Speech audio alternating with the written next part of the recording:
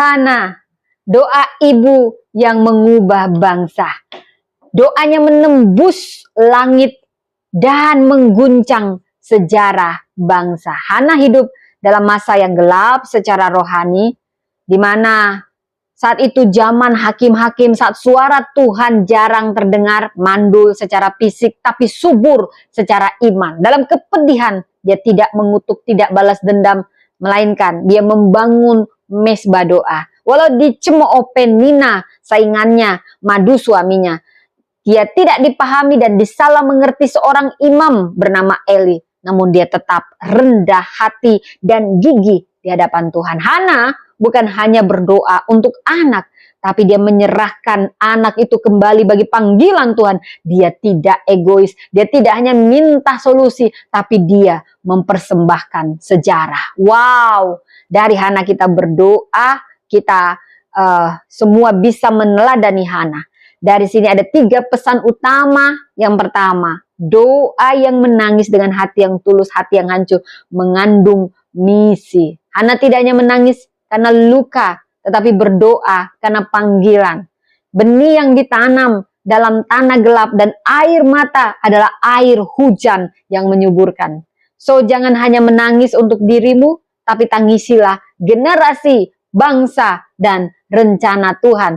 Tangisan Hana, naskah yang sangat indah secara profetik dari rahim yang sedang melahirkan pembaruan. Janji yang ditepati meski tidak mudah. Hana bernazar dan menepatinya, menyerahkan Samuel di usia dini. Wow, ini luar biasa. Dia janjinya selalu ditepati. Ayo, siapa yang berjanji belum menepati, saudara? Dia menyerahkan benih yang sangat dia rindukan karena dia percaya akan panen besar dari Tuhan. Tahukah Anda, penyerahan terdalam justru akan menghasilkan penggenapan terbesar.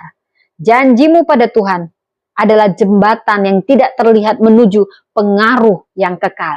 Keikhlasan Hana justru membuka jalan bagi suara Tuhan kembali terdengar di Israel. Dan pujiannya melampaui situasi keadaan. Nyanyian Hana di 1 Samuel 2 adalah deklarasi iman dan pengakuan kedaulatan Tuhan. Dari kesunyian rahim, lahirlah pujian yang menggema dalam sejarah iman. Jangan tunggu keadaan sempurna untuk menyembah. Pujilah dari tempat yang remuk. Mulut yang pernah dibungkam oleh penindasan akan bernyanyi menggetarkan surga. Jadi dari Hana kita belajar jangan suka membandingkan diri secara destruktif. Dia sempat membandingkan dirinya dengan Penina yang punya anak sementara dia tidak. Dan jangan putus asa pada janji Tuhan walaupun seakan ditunda, karena penundaan bukan berarti penolakan. Ada waktu yang terbaik dan jangan pernah menjudge orang mandul itu adalah aib. Itu bukan suatu aib, bukan suatu kegagalan, tapi panggung ilahi bagi yang percaya. Ini jangan juga kita menganggap pelayanan orang lain kecil, seperti kita cepat menjudge pelayanan orang seperti Eli yang salah menilai Hana. Jadi jangan biarkan luka, kritik, atau label orang membungkam doa dan imanmu. Saudara, dari Hana yang luar biasa ini, kita belajar bahwa setiap air mata adalah benih perjanjian ilahi. Seperti Hana, Tuhan akan membawa setiap penderitaan yang kau bawa ke hadirat Tuhan, bukan ke manusia, akan memiliki daya cipta surgawi. Tuhan akan mengungkapkan bahwa air matamu bukan sia-sia, tapi menjadi bahan bakar panggilan kenabian. Saudara, penantianmu akan membentuk wibawa rohanimu. Seperti Hana tidak segera mendapat Samuel. Mungkin Anda yang juga menanti dengan iman. Penantian bukan penundaan, itu proses pemurnian untuk karunia besar yang akan kita kandung dalam roh kita. Pelayanan yang membangkitkan suara perempuan di tengah bangsa. Saudara, doamu menjadi jalan terobosan bagi banyak jiwa. Hana tidak hanya melahirkan seorang anak, tapi jalan profetik.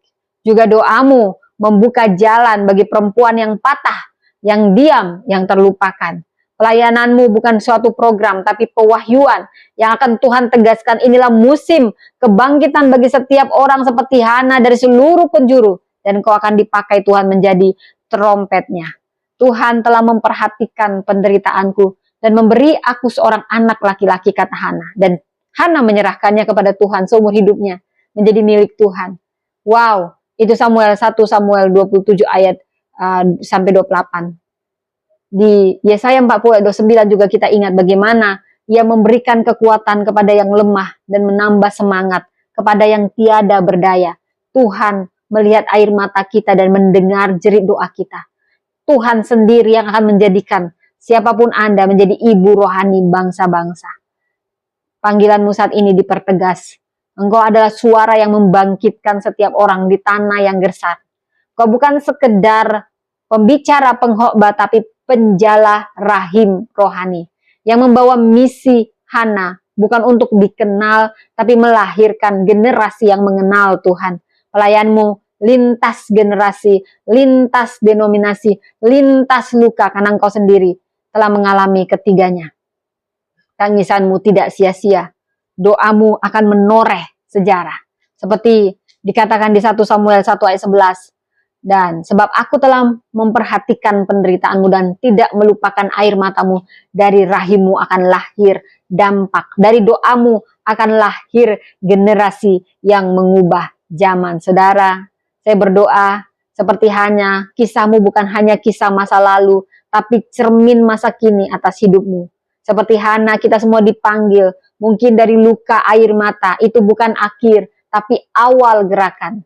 Mungkin di antara kita ada yang mengalami kemandulan dalam bentuk kehidupan yang tak terlihat orang lain.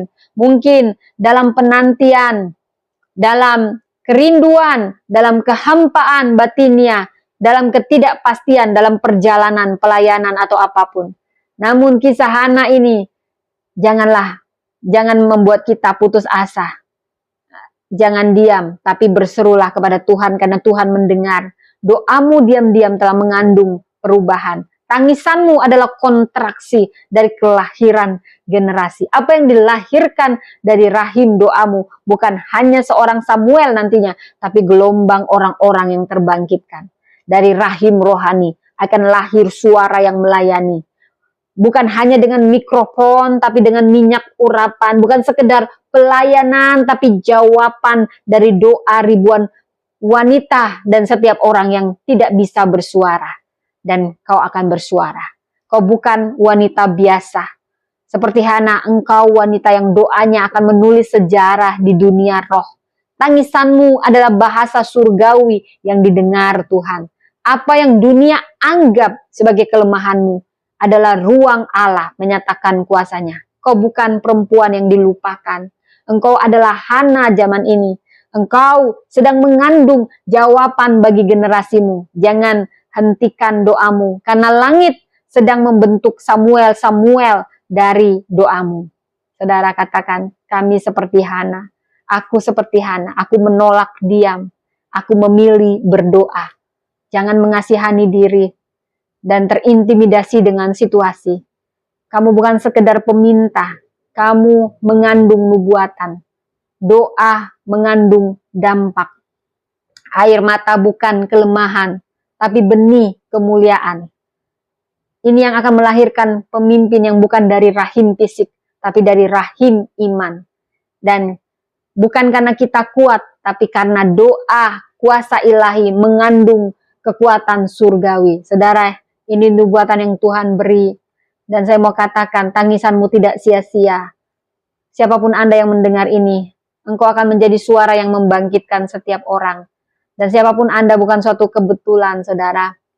Engkau adalah Hana masa kini yang bangkit dari air mata menjadi suara kenabian. Tuhan melihat air matamu, jerit hatimu. Saya sedang menubuatkan yang mendengar ini bukan suatu kebetulan, saudara. Ketekunanmu dalam menanggung beban apapun. Ada saatnya Tuhan akan mempercepat jawaban atas doa-doamu.